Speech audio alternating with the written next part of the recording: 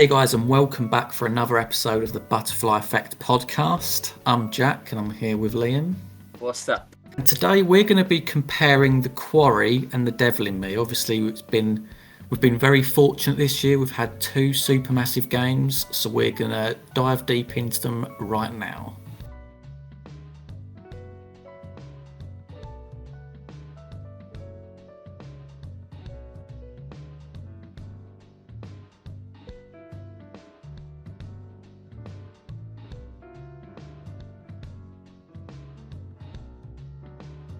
Okay, before we get our opinions in there, obviously we did do a little poll regarding this topic. We do have the results on the screen now. Unfortunately, though, the comments have been archived. So sorry, guys, we're not going to be able to give you your 15 minutes of fame in this video. But mate, do you want to tell us the result of this poll? What was better, The Quarry or The Devil in Me? Yeah, so guys, as you can see on screen, 91 people voted. The Devil in Me got 64% and The Quarry got 36. So that is 58 votes against 33. And that ultimately means you could roughly estimate about 2/3 of you voted for The Devil in Me. Now, Jack, are you surprised by that? Partly. It's interesting though, because there could be so many reasons for this. It could be recency bias. You know, The Devil in Me literally come out maybe around a month ago, and that's going to be fresh in people's minds. I think a lot of people really dig the whole serial killer theme. That could come into it as well. But I think as we're going to go into, mate, there is a lot to praise for The Devil in Me. There are a few cons, but then there's also some stuff for The Quarry that we're going to want to get into as well. So I guess I sit on the fence in terms of I'm surprised by it or not. Yeah, and before we tap into this further, I do want to say that I do think one being a Dark Picture Anthology and one being a supermassive blockbuster, they had very different bars set. They had very different expectations. I think with The Quarry, it was titled and it was dubbed as the successor to Until Dawn. Now, Until Dawn is a fantastic game, maybe a top 3 game for me. So the bar was absolutely super high for The Quarry. So yeah, it had a lot to challenge and fight for. Now, not to say that like House of Ashes, Man of Medan, Little Hope, they're all bad, but I do think The Devil in Me had a much lower bar. So I think, you know, it had more license to fail, if that makes any sense.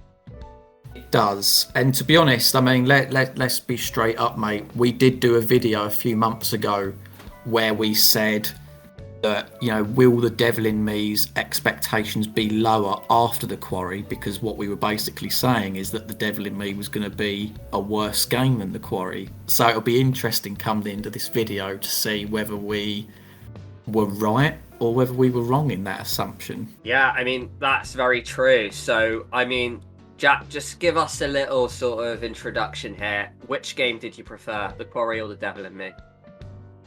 I preferred The Devil in Me. So I actually did go with the 64% here.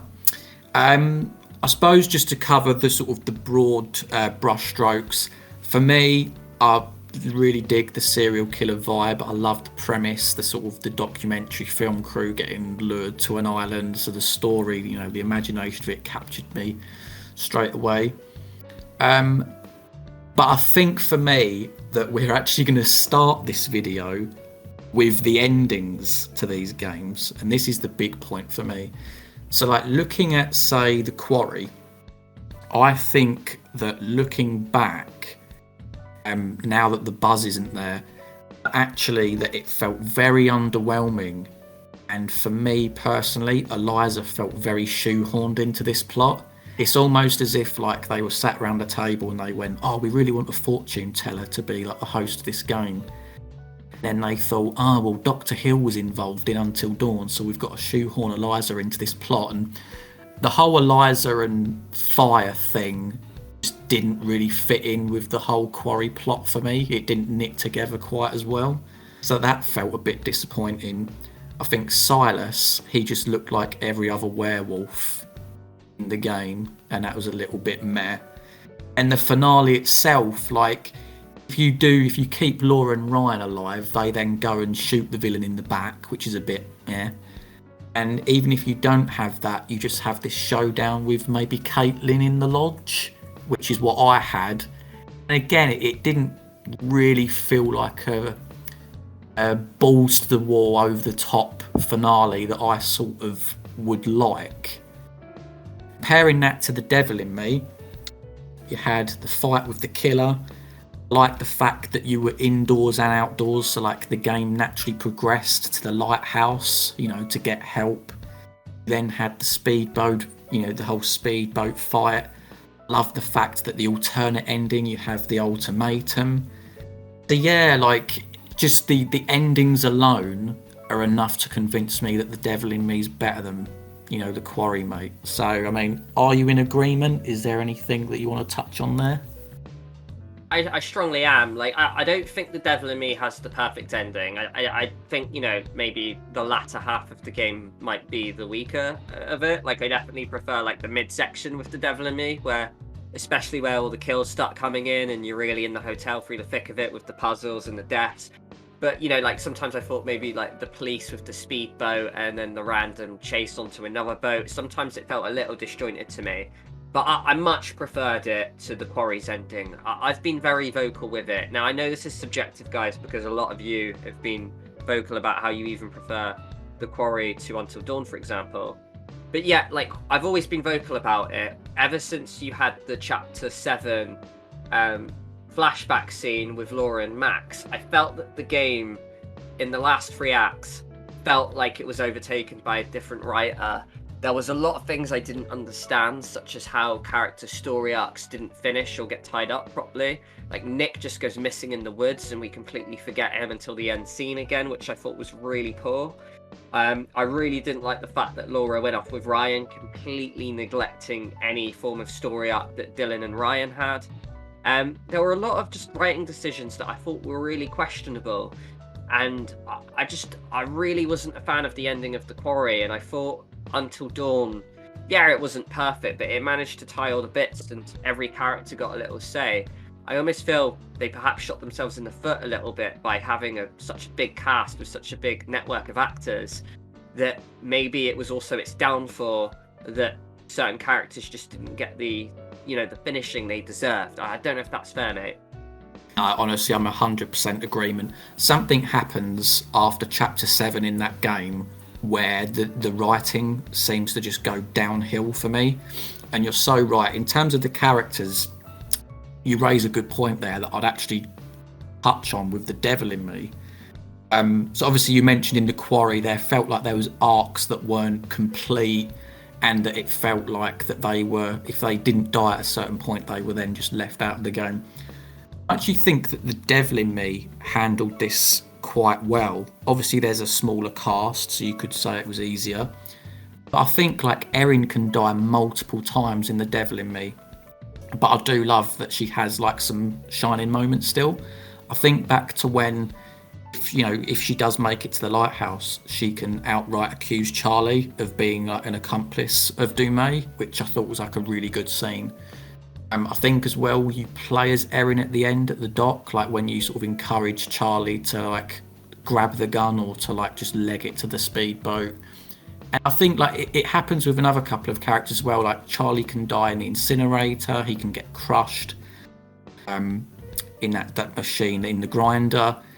But it does still feel like he's present, whereas I look back at, say, The Quarry or House of Ashes, for example, where Eric dies, or if Eric doesn't die, rather, it does feel very background, whereas I didn't get that impression as much with The Devil in Me. That could be biased, I don't know, but I think it's just another chink in The Quarry's armour, and it's another thing that The Devil in Me did better at.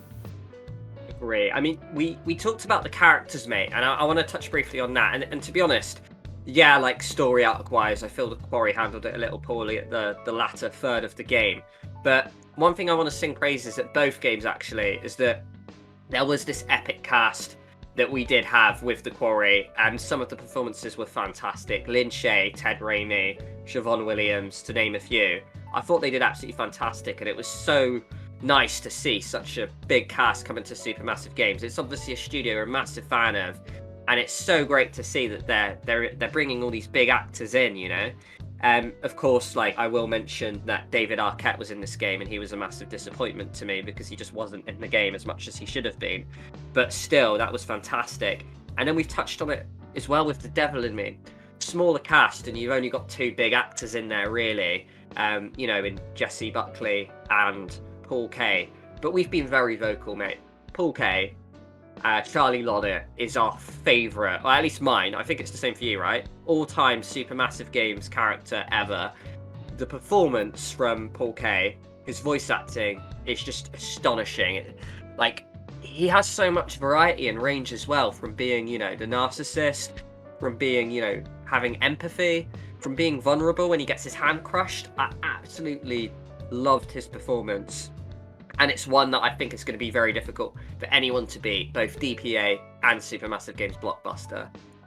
So much so, I'm very much surprised that they didn't bill this game as Jessie Buckley and Paul Kaye. Because, like, Paul Kaye, like, I don't know, I'm not sort of on the whole actor scene, but, like, he's fairly well known. At least he is here in Britain anyway. He used to do some, like, wacky journalist alternative character thing when he was younger. He's been in Game of Thrones, which we both know him from. Of course, he's been in a comedy series written by Ricky Gervais called Afterlife as well, which I think he's absolutely outrageous and funny in that as well. But yeah, I'm really surprised he didn't get the billing that he deserved in the promotional material. But I think as well, if I had to look overall, I think the general performances of the Quarry characters were stronger. But I'm glad to say that in terms of Supermassive favourite characters full stop, say that it probably is Paul Kaye's Charlie and Travis from The Quarry that are my favourite characters in like Supermassive history. So props to Supermassive for that. Nah, absolutely, mate. Another thing you mentioned briefly before about Erin, multiple times she could die. I just want to touch on the different deaths, really. And I'm not saying that deaths are a massive factor to what determines a great Supermassive game, but this is another tally for me on The Devil in Me. Now, don't get me wrong, The Quarry had some good deaths. You know, like, you've got the constant shotgun to the face. It was the best one. Although, you know, if you really break it down, it was animated, you know, a little questionably. But I look at The Devil in Me, and some of the deaths in there are really eye-catching, engaging, and excruciating. The most notable one for me, mate, is the glass wall. When I first played it, you know, and you as well, we both killed Kate at this scene. Now, the way her head pops on the glass wall, it's just so gnarly and disgusting, but beautifully done as well. And there's loads from, you know, Charlie, like, if you leave him out to die, if you accuse him, he's got complicit written across his chest.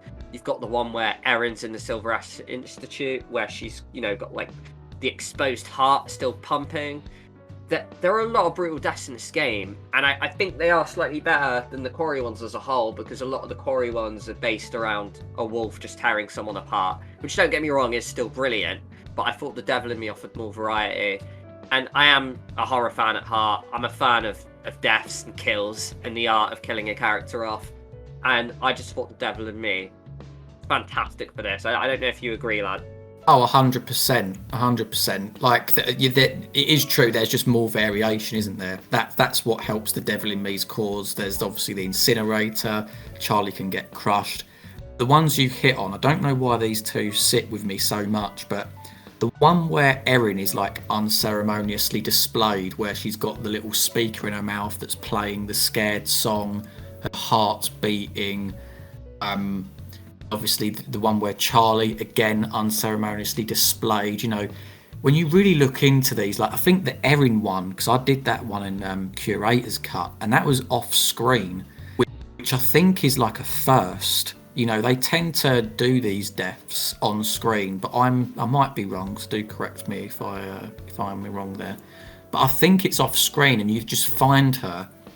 And it's quite hard hitting because, you know, she's the intern, you know, she's like the more vulnerable one. You feel sorry for her. Same with Charlie. Like, obviously he's the leader of the pack, but you know, he ended his life with his crew thinking that he was guilty. that he was an accomplice of this sadistic killer. He was left chained to a fence to the killer's mercy while the group were upstairs in the lighthouse. Like, you really go into, obviously all the other deaths were great and graphic, but there's like some sort of like emotional pull to them ones for me, and I just really, really revelled in it. Absolutely, lad. No, very good points. Another thing I really want to touch on, mate, is probably to do with the challenging nature of the game, and that also bleeds into the user-friendly nature of them. So I think The Quarry was very different. Now, I think The Quarry tried to capture a wider audience. It very much went for that movie mode feel, almost like it was somewhat a party game where you could gather people round, and it was very heavy on how you didn't have to be a gamer to really play this game. It had all these features about how you could completely disable parts, you can get rid of quick time events, you could just watch it as a movie and just pick their character traits and literally just watch The Quarry. Now, I really like that. It's such a varied game, and you know, you can go into The Quarry with a much different, you know, audience based off, rather than The Devil in Me, where you kind of had to be a game and you have to be like, you know, a fan of the Dark Picture Anthologies to probably get into it. So I just want to say I absolutely love the customization element of The Quarry. I thought it was fantastic. Another little side note as well is that it gave us all these really cool 80s outfits, and you know, like, I just thought they were fantastic, and it's really cool that The Quarry offered us all that level of detail and variety. One thing I will say though, maybe not to criticize The Quarry, but as a result of this, the default thing, I know you can change the difficulties in all of the games, so you know, it is a bit of a dull point somewhat. However, we've criticised this massively, haven't we? The Quarry was just far too easy. The default mode was just simple. I think I failed one QTE in the whole thing, where Ryan was running to save Nick. Now, as a result of this, I only killed one character off in The Quarry because it was a bit of a choice that, you know, yeah, maybe I got it wrong, where I killed Abigail in the pool house, like a lot of people did. But it just wasn't challenging enough for me, and because it wasn't challenging enough, I didn't get any non-canon wolf infections. Now, the game is far better and more interesting if you fail here and there in areas where maybe Emma can get infected. Maybe, like, I don't know, who's another character? Jacob can get infected. I know, like, there's some really cool things that can happen around that. But because I didn't, I just had a really good play where I was succeeding left, right, and centre. I just had some lackluster moments where Emma just rolled some silver bullets under, and then she just kind of like hid in a, you know, like room all night. I had Jacob who cried in the woods. That was literally his story arc. That was his ending. Now, I look at The Devil in Me, and it was such a challenging game. If you've seen my gameplay, you will know that I struggled big time, and it was frustrating. I had a mare with the heartbeat sequences, absolutely terrible. I got a lot of 50-50 choices, which killed off 2 of the characters. And I usually do typically well at the DPA games, but I only saved 2 out of 5 characters. Now, that is not a criticism for The Devil in Me. I love the fact I had a torrid time. I would rather a game was more challenging than too simple. So, in terms of engagement, I ended up enjoying The Devil in Me more for that difficulty reason.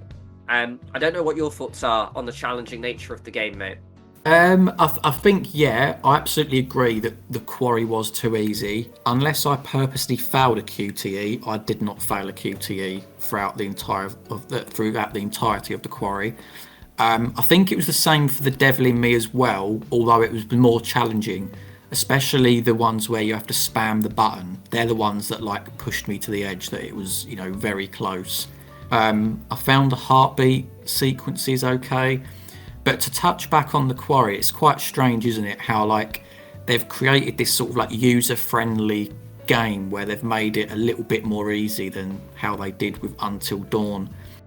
But by passing them quick time events, you actually get a less fun gameplay, and you're almost encouraged to fail the QTEs in some areas so that you can get infected, and then that makes the characters more immune to death. Like, if you put all of them pieces together, it doesn't quite add up, in my opinion. However, but there is another thing that I'm going to start to dog on The Devil in Me for now, and praise The Quarry. So certainly in my gameplay, The Devil in Me, I was very fortunate in my first run, as it usually goes. that I didn't really encounter glitches. There was the one with the bird book, which literally seems universal. There was another one for me in the slaughterhouse where I just saw like a random implement hovering in midair, but you could walk past it. Like there was no real problem to that. But in doing future playthroughs, my God, there was ones where QTE symbols weren't popping up. You know, if you're trying to open a door or something like that. The inventory would randomly go missing. You know, in the bottom left corner, you'd get the inventory come up. Certain moments you had to use a key or you had to use a camera or something like that. That wouldn't be there. But the most infuriating glitch of all was I was going for the 100% and I was going for the photographs one. That was the one I was doing last. It's I think it's in Curator's Cut or was it in Theatrical Cut where you're playing as Mark and you're in the spa and it's when you get separated from Kate and it's you and Jamie, and I literally had one more photograph or two more photographs to take, and I just needed to walk through this one door and maybe a couple of other doors in order to get there. You fall down this trap door, you land in this room, and Jamie just walks to the doorway and stands in the doorway. You literally can't walk past her. I genuinely thought that they'd ironed that out from House of Ashes, because earlier on in the game I walked down like a little narrow alley as Kate and Jamie got out of my way, but in this instance she didn't, and I had to reboot the game like 3 times, and I sat there like, oh my God, I literally just need to get through this one door, 2 doors, and I can get the photographs and I've got the 100%. And the more times it was happening, the more I was getting wound up by it. So like, yeah, like as time's gone on, as I've done future playthroughs, these glitches have become more apparent, and I feel so sorry for people like your bro that basically had glitch central in their first playthrough, so like it completely ruined the whole experience. Yeah, like you'll have to give the devil in me its due, if you will. Sorry. Oh dear. Yeah, but yeah, like obviously I will touch on the glitches, and it is one we will have to kind of give a point to the Quarry on, really. I mean, the biggest glitches I encountered in the Quarry, which, don't get me wrong, I thought there would be. It is a massive game. It took up a lot of space on my PC. Usually that has room for a lot of glitches, and yeah, there was a fair few, mainly on, you know, cutting transitions, especially in chapter 7 where Laura was talking in the pool house, then it would go back to her flashback, and there was a lot of dialogue that would like duplicate or kind of maybe like massively pause and like not have that dialogue cut effect it was going for. But that was really the extent of it, I think. You know, maybe that is different from gamer to gamer. You'll have to let me know if you had any, you know, Quarry glitches. But the devil in me, I think it must be the most glitched Supermassive game we have ever encountered. Whether you had them or not, it's just on a universal basis. I've read comments and I've seen some howlers that they've had. You know, and I'll echo what you said, the trophies were somewhat glitched. And I know we'll talk more about the trophy hunting in a bit. But I completed the game and I never got my, oh, you've completed the game in solo story mode. And I know there is a way to go back and get it, but I just don't think you should have to do those weird things to like unlock a trophy, you know. I just think it should be implemented smoother than that. Those who've seen my gameplay saw, you know, I had the mark shuffle. I've seen things that you've mentioned about, you know, items hovering in midair, whether it's Kate's makeup case or like Erin's lip balm. And I saw this really horrendous one on Reddit a while back where Charlie is going across the balance beam on his first playable moment to get to the lighthouse, and he's just balance beaming like 5 meters in midair, and then he's like turning backwards and he's just balance beaming on nothing, and it just looks absolutely glitched and horrendous. And yeah, to reiterate what you said, yeah, I've got a be vocal for my brother here. His blind playthrough was a shambles, and it left a really bitter taste in his mouth, and arguably so. He killed 2 characters off because the QuickTime events at the bottom of the screen never showed up.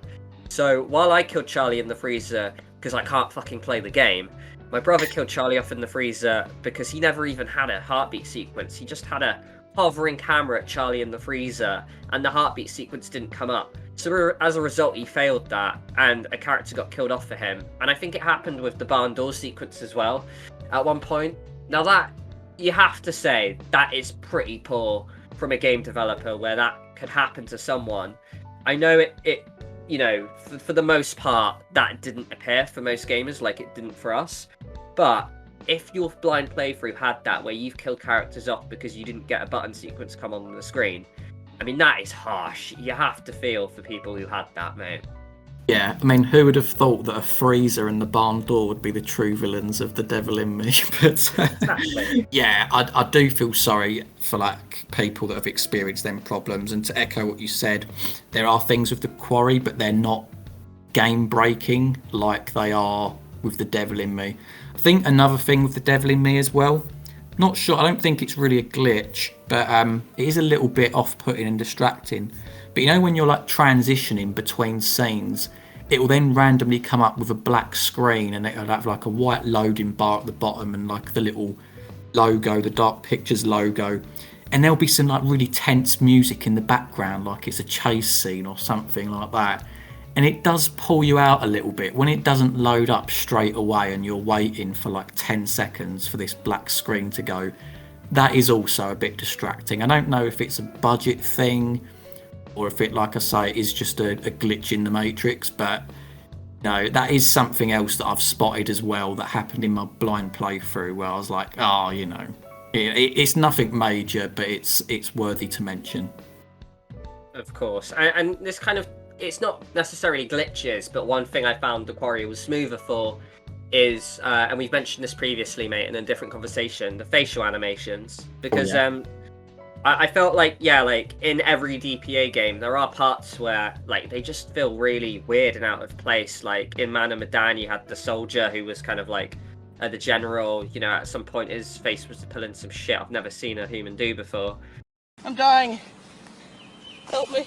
Like, you look at Jessie Buckley's character, if you look at her at the dinner table scene or in the glass wall scene, you'll often see that she's got one eye that's massively bigger than the others, and like Jessie Buckley like isn't like that, and I feel like the character animations sometimes had a howler with it. If you see her arguing at the dinner table, you'll just massively see this really odd looking face at times, and then, you know, you'll see stuff like Erin looking off into the distance at nothing when she's getting praised at the table, like interacting with no characters, and I thought that was a bit odd. And I think graphically, I get like one's the Blockbuster game and they probably put a lot more effort into The Quarry, but I did think from a graphics point of view that The Quarry was a lot nicer, whether it's the sunset that Jacob's looking at, you know, outside of like the trees and that. There were a lot of really nice things that I really enjoyed about The Quarry. So graphically and facial animation wise, I think The Quarry takes the point on that one, mate. Oh, 100%. The visuals in The Quarry were absolutely superb, and you know I'm a big fan of the music as well. It really did have a cinematic quality to it. I'd say even bettered Until Dawn, whether you prefer Until Dawn or not. Obviously, The Devil in Me, do you know what I mean? It is a smaller budget. This isn't by any means me dogging on The Devil in Me for, you know, cinematic quality. But I just thought that it's, you know, it's worthy to give praise to The Quarry, because, you know, I do feel like that I preferred The Devil in Me, but that by no means suggests that I disliked The Quarry. I think it's just what it really does come back to that thing you said, mate, where like The Quarry had higher expectations, Devil in Me didn't have as high expectations, and then, you know, what our opinions are formed based on that.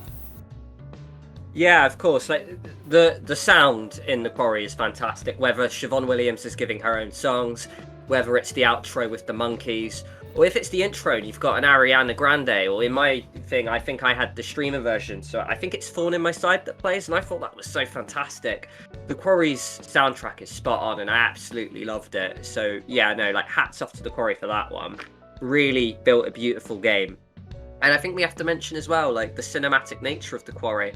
Absolutely stunning. Some of the camera angles, some of the features it had, really, you know, borderline breathtaking at points. So although like I am more in the Devil in Me camp here, as evident, I will say that The Quarry had its strength. Yeah, absolutely, mate. I mean, did we want to touch on, say, like the trophy hunting, the going for the 100% next?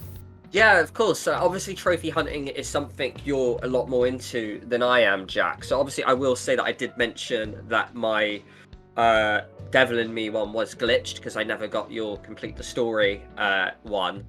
But yeah, like as someone who's an avid trophy hunter, I think you much preferred the Devil in Me versus the other DPA games, didn't you? And you thought that Supermassive Games took a step in the right direction, right, for fellow trophy hunters such as yourself. I really do, yeah. I gotta say, I really enjoyed going back doing the trophies for the Devil in Me. Like I say, apart from that one photograph one, which was a bit of a pain in the arse, but we'll skip over that. But just for the sheer fact that, you know, I could go back, I could play the ultimatum scene. It wasn't as time consuming as well. I feel like it was a lot more friendly in the sense that I know where other DPA games you have to like go back to one of the first few chapters as like the latest starting point for a certain achievement. With these ones, you could go in at a good pay, like a good chunk of the game, to then go and get it. But I would say as well, and I know that we've said in previous videos that there are bits of the Devil in Me where it drags its feet a bit, it can be quite tedious, but speaking as someone that's got the 100% now, it took me less time, which I think is something in itself considering that this is a longer game than the other three.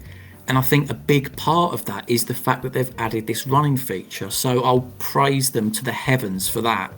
Because even in those tedious scenes where you're climbing as Kate or Mark in the hotel, at least you can sprint to the next bit. You're not forced into having to walk. So in comparison to The Quarry, I mean, oh boy, that was an absolute nightmare. Whoever did the achievements and the whole process of that for The Quarry, oh god, like they're not going to like hearing this, but absolutely atrocious. The fact that there was, I'm going to try and describe this now, but like, say you like did your initial playthrough and you've collected some clues and you only had say 2 left, right? And one of them was in chapter 2, one of them is in chapter 8, right? If this was the Devil in Me, you could just jump into the right chapter, pick it up, and it would count, right? In The Quarry, you'd have to jump into chapter 2, grab the clue that you needed, and then collect all of the other clues that you already had in order to get the particular achievement. And it was the same for the evidence, it was the same for the clues, and I think it was the same for something else that was another collectible item in there as well. I swear there was multiple things. The tarot cards, that's it. And that was, oh god, it was absolutely infuriating. And then on top of that, plus you can't run, you're then watching these long cutscenes and things. I didn't really enjoy the experience, so much so that like I've since 100% in it, I've not touched The Quarry again. I think the only point that I'll touch The Quarry again is if like someone comes over and they want to play the game, and I'll just sort of sit and watch them doing it. So in that sense, the Devil in Me, it's a big win for trophy hunters like myself. Someone who's not a trophy hunter, I've always looked at the DPA games with an air of frustration and I can't be asked attitude, because I mean the biggest thing as well, something we mentioned as well, mate, head versus heart decisions, a whole trophy based off of that. You've got to do 2 whole playthroughs where you only pick those things. Yeah. Because when I do my blind playthrough, I do a variety. I'm not like looking at the trophies. I'm just going to play it how I want to play it on my blind playthrough. That's your most treasured experience.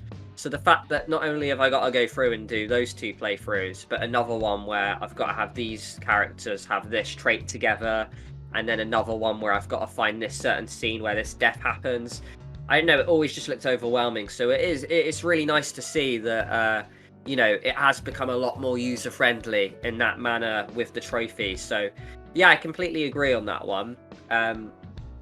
So like one thing you touched on as well there, mate, is the running feature. Now, one thing we have to praise, right, for the Devil in Me, and I almost think this is probably where a lot of glitches came in, because the Devil in Me heavily added new features, but it was for the better. You mentioned the running. Now that is the biggest thing. We in a previous video mentioned this is what we wanted. It's a nice kind of compromise instead of skipping cutscenes, because that would probably get rid of a lot of the game and it would like reduce the game to such a tiny amount of time. But we got this running feature. Now, if you're a veteran of the game and you know where all the clues are, you can just run through certain scenes knowing that there's no clues there, so you can really just, not dilly-dally with your time. It added things such as the balance beams, shimmying, crawling, vaulting, climbing ladders. Even they implemented puzzles with this. So obviously it's really nice because if you look at games like Little Hope, maybe Man of Medan, a lot of it is you're slowly walking down hallways, and it can be quite a trudge, especially for someone like yourself who's trophy hunting, who wants to go back on a second playthrough. It's nice that The Devil in Me gave us this feature where we could control our pace. Now, this isn't a criticism for The Quarry, really, because it's a bit harsh that this is just praising a newer feature of the newer video game.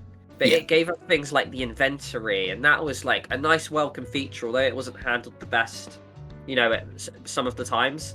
But I just really liked it. It shows that Supermassive Games are trying to get bigger and better and give us new things. It's nice that The Devil in Me has got, absolute tweaks and features that, say, Man of Medan won't have.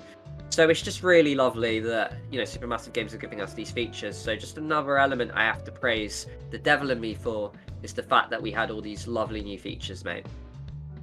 Oh yeah, 100%. And honestly, quickly touch back on the trophy hunting for The Quarry. In terms of the variation, it was great. Getting characters infected and seeing the way like certain scenes would play out.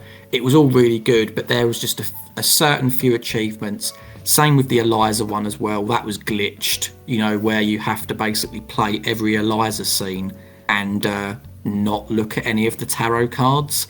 I finished the game and that was also glitched as well. So it was just a bit of a shame on that front. Some were really good and some were like god awful. But honestly, I completely echo everything you said regarding the gameplay mechanics, mate. And it's something as well, maybe it's a future video thing. I wonder if these things are going to stick around. When we play Directive 8020, is there going to be a massive need to shimmy and climb through things? If we're on a spaceship, does that really, or will it naturally evolve into something else? So it'll be really interesting to see when they start releasing footage, whether some of these signature things will return. Maybe I think the inventory one probably will, but I'm not so sure about the others, so we shall see. Very good. One of the final points I have here, mate, that I want to touch on, that again probably praises The Devil in Me more than The Quarry. But The Devil in Me, I quite like the fact that the DPA games were heavily criticised for these fake out endings we had with the first two. But The Devil in Me, it went away from, potentially anyway, it's arguable, but the supernatural element, and it gave us just a more grounded, simple game where we had a serial killer, and it wasn't what you see is what you get. You're still learning things about this Hector Monday, about whether the guy you meet as the host is actually who he says he is in Grantham Dumais. There was a lot of things you could discover with clues, and you were building this puzzle and this picture as you were playing the game, despite its simplicity and down-to-earth nature. I look at The Quarry. Now, don't get me wrong, we got a game about werewolves on a full moon. I fucking love that. However, I have to say that by chapter 3, when it's wolves and Nick gets attacked, it's just, there's no sort of there's no sort of surprise. I'm not saying a game needs twists. I always compare it to Until Dawn, because that was the other Blockbuster game. We got, the psycho, pranking you. We've got this potential stranger going around with a flamethrower. We've got possibly your sister's coming back to haunt you with spirits as an angle, and then we've got fucking Wendigos. This Quarry game just shows you wolves, and then nothing changes. And like you mentioned, at the best of times, the wolves were very inconsistent. There's the Caitlyn chase scene at the end where I just thought it was laughable how bad that chase scene was to me. And then Silas, you mentioned it earlier, and I'll echo what you said, lad. Thought we were promised this big white different wolf that looks different to the others, and I was thinking the white wolf from Princess Mononoke, but we just got a slightly pale wolf where we don't even get this epic fight scene with it at the end. And I just felt the wolves, the element of how the wolves were handled sometimes, were a little poor, and I just preferred The Devil in Me's monster and villain nature. Yeah, no, I've got to say I do agree. I think it's weird because obviously it's just the wolves in The Quarry, isn't it? And obviously the devil in me, it is just the killer. So I suppose we are, it's difficult comparing these two games. It's almost like yin and yang in a way, because bigger budget, smaller budget, and all that. But honestly, looking back to Until Dawn against the Quarry, honestly, you put it perfectly when you said you had the Psycho, and then that transitioned into the Wendigo. I think we was expecting a similar thing with this game, and especially some of our theory videos as well that went very wacky now looking back in hindsight. So when it was just wolves, it was a little bit, so yeah, because we were promised possibly getting a Nyx, this water creature that we thought Eliza could be a part of, and that would have made her better. And then we also had these hillbillies that were thrown at us, but me and you just clocked on right away that, they were innocent and they were there trying to save you by covering the blood on your face. We clocked that so early, and it almost took the sting out of the game. And I know they turn against you at the end when you shotgun the mum's face off, but still, I don't know, I just felt like the hillbillies could have been handled a lot better than they were, mate. Yeah, I think we can let them off for shotgunning their mum in the face for turning. Yeah. But yeah, we'll let them off. But mate, I think there was one point that you wanted to touch on as well. Was it regarding how linear the devil in me is? And it was sort of like... Yeah, so this is actually the final bullet point I have, so it might be the conclusion here. Now, a lot of you will hate me for this, but this is why we're here. We're here to be nitpicky. We're here for critical thinking. This is what makes the Butterfly Effect podcast what it is. So I'm not correct saying this. This is just a bit of subjective opinion here. I thought The Devil in Me was the best DPA game when, it finished.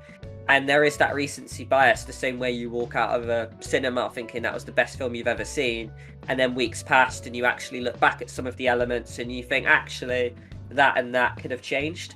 Don't get me wrong, The Devil in Me, fantastic game, I loved it, and it still might be my favourite, but I compare it back against my other favourite one, which is The House of Ashes. And I do think The Devil in Me probably is a bit more linear than we let on, and I know that isn't the biggest criticism, but this is a choice-based game, and I love the ones that kind of put you on different branches where you get different stories almost. The way Until Dawn, would give us. But I just sort of think that there is an element of linearity to this game, not on a Little Hope basis. For example, I killed Charlie off when I did, so I never got this whole Erin accusing him, especially because, I killed Erin off as well at that point. But you look at a game like The House of Ashes, and there's so many different scenes, whether Jason goes back to Salim or not, how the love triangle of Rachel, Eric, and Nick kind of culminates. And then, you've got the whole cocoon scene, which you might get. There's a lot of variety to The House of Ashes that I didn't think The Devil in Me quite had. So I just want to reiterate that The Devil in Me, although a great game, it's not perfect. And the reason I'm being this critical is because I think the DPA games, they're all heavily around 6 or 7s out of 10s. I don't think they've quite had that game that is absolutely knocked me off my socks yet. And that's not to say that I don't think they ever will. We've got another 4 episodes potentially coming, and they might do a season 3 or 4. We don't know what their plans are. But I'm just hoping that Intercession or Winterfold or the Craven Man, or maybe Directive 8020 absolutely knock it out the park the way I think that the Season 1 games quite haven't given me yet. Maybe a harsh comment, mate. I don't know what your thoughts are on that. Okay. I think that I don't think I'm going to come down as hard on the whole linear thing, although I do see where you're coming from. There's certain scenes, when they're trying to bait the killer, it doesn't really matter if you sort of shut the door or not. He always works a way round, and it always ends up at the glass trap. So there is a little bit of that. I think for me, because I've played Curator's Cut, and I've seen, just different scenes really. Obviously, Jamie speaking to Erin over the mic. I love the fact that Charlie, as haunting as it is, I love the fact that Charlie can get accused and that can make him die. I adore the ultimatum ending.